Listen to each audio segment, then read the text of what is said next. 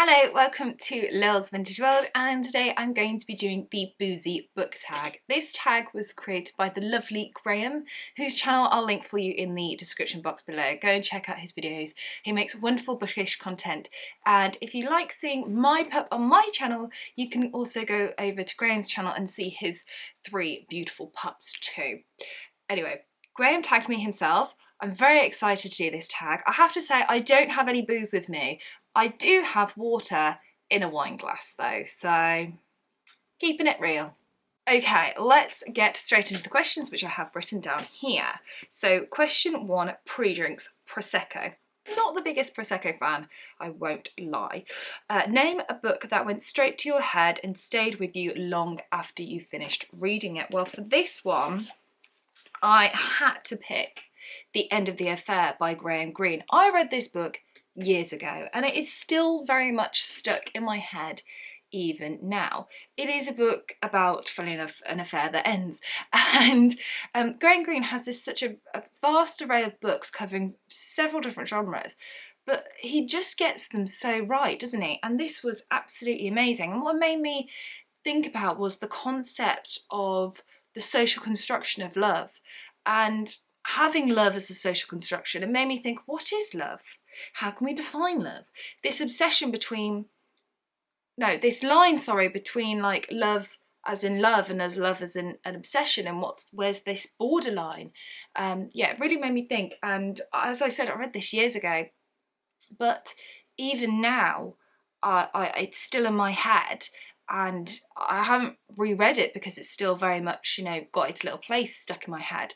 So I think it'll be a fair few years yet before I come around to reread it, and then it'll get lodged in my head again. But yes, this is the one that I had to pick for that question because it's still there after reading it for the first time all those years ago. Question 2, first round cocktails. That is a bit of me, I have to say. I do love a cocktail. My favourites are strawberry daiquiri, that's my favourite cocktail, but I do love other daiquiris as well. I tried a bubblegum daiquiri recently, that was quite nice.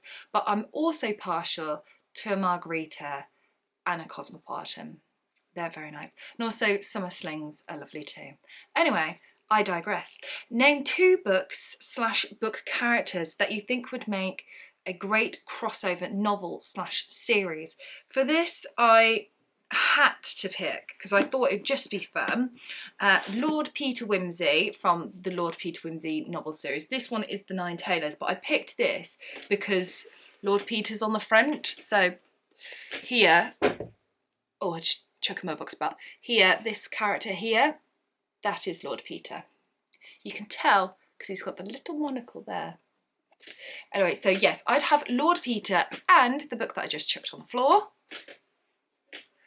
I'm back.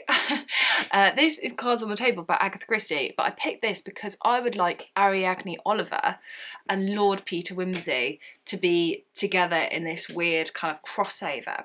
Reason being is because both characters are quite eccentric in one way or another, and I just love them both for that. And I would like to see how they'd kind of work together. Like, would they get on each other's nerves, or would it just make an amazing detective sort of book? I would like to see what would happen with Ariadne Oliver and Lord Peter Wimsey. So, yeah. Second round, Blue WKD / Smirnoff Ice. I used to drink those quite a lot when I was younger. I haven't had either of them for years though. Okay, this is like a 2-part question. First of all, who is your favourite love to hate character? And secondly, who is your guilty pleasure book character? So my favourite love to hate character has to be, I can't even say the name though because it'll give it away, but it's another Agatha Christie, Addicted, and it is the murderer from 5 Little Pigs. So I think one of the reasons why this is such a well-loved book of mine is because of how Agatha Christie wrote this murderer. This murderer gives like nothing, cares not one iota for anybody else but themselves, and it is just savage. The ending of this is just like, and it's wonderful, and I love to hate them. Often with characters that you're meant to hate, I find them quite annoying, but I don't find this character annoying. I just loathe them, but I think they're brilliantly written, and so yes, that one. But obviously I can't say who it is because it'll give the game away. And as for my guilty pleasure book character, funny enough, one that I've already mentioned, but it is Lord Peter Wimsey.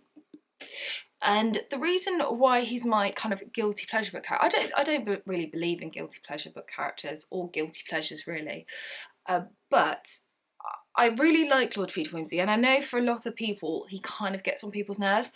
Personally, I adore him. I think he's wonderful. I just find his eccentricities really make the novel for me. So yes, he is my guilty pleasure book character because he's wonderful. Question 4, last order shots. Oh, I don't do shots. They make me sick. What's your favourite short story collection? I'm not really a short story person, to be honest with you. I'm not. I mean, I often have short story collections on the go, but it takes me months and months to read them. So I had to pick one that I have read and kind of devoured, and that is, again, Agatha Christie.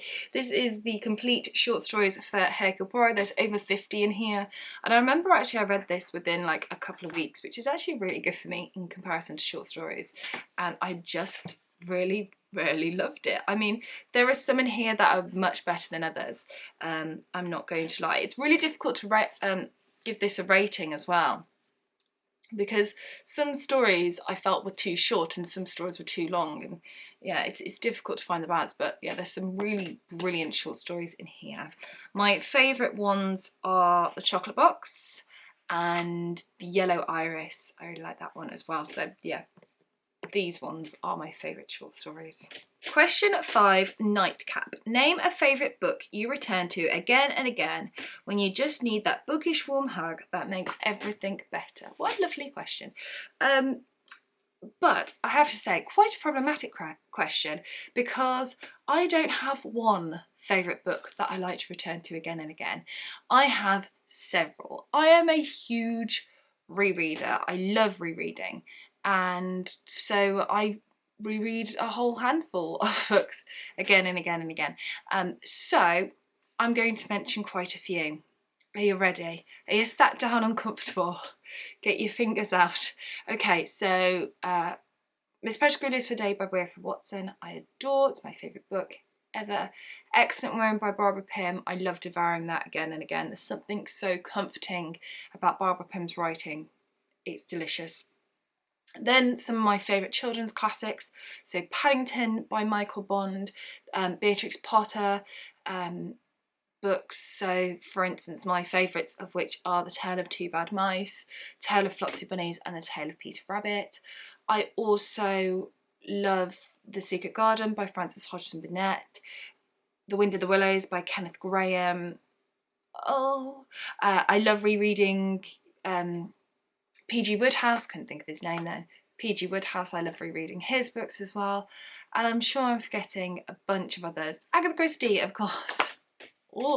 Agatha Christie, I love rereading hers. Particularly, I have a selection that I just like, a handful that I have to reread over and over again. So they're Five Little Pigs that I showed you previously. Sad Cypress, that's probably my most reread book because I reread that quite a lot. A Caribbean Mystery, which is a Miss Marple, Peril at End House, which is a Poirot, and Mrs. McGinty's Dead, also a Poirot.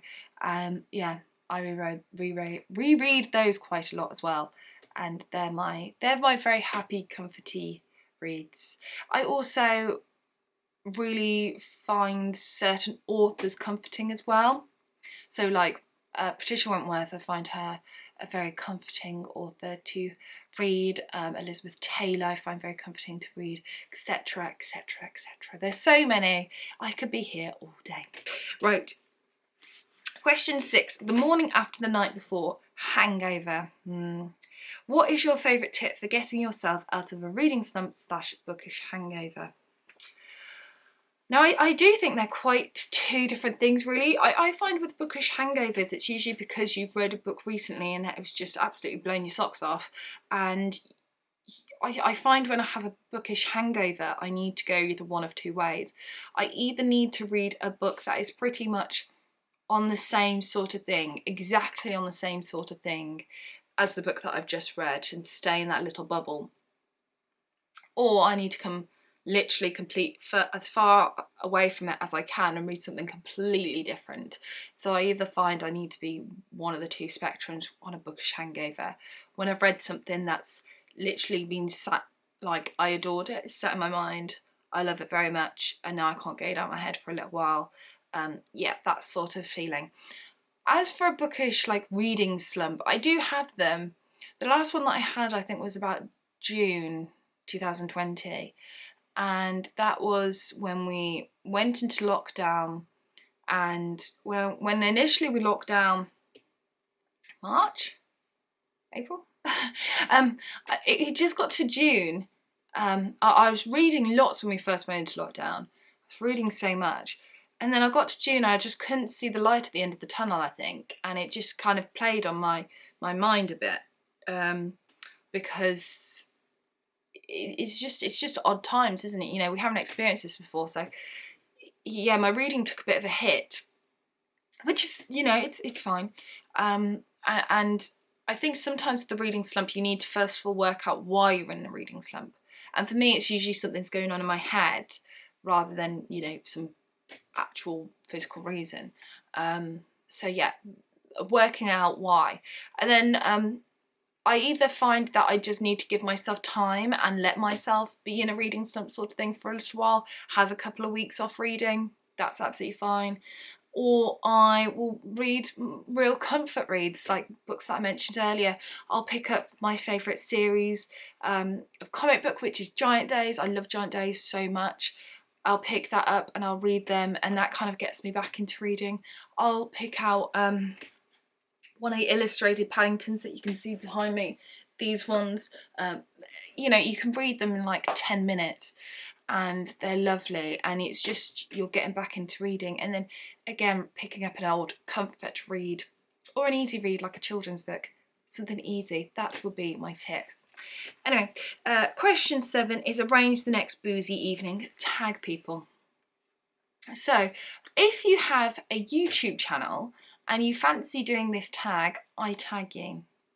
So you're all tagged, essentially. I tag you all to do it. So there we have it. Thank you so much, Graham, for tagging me, because this was a lot of fun. This was so much fun, this tag to do. So I hope to see lots of you doing this tag in the future, and trust me, it's a lot of fun working out all your answers. Anyway, that is it for this video. I hope you've enjoyed it. Chat to me all things bookish in the comment section below, and I shall see you soon for my next video. Bye for now.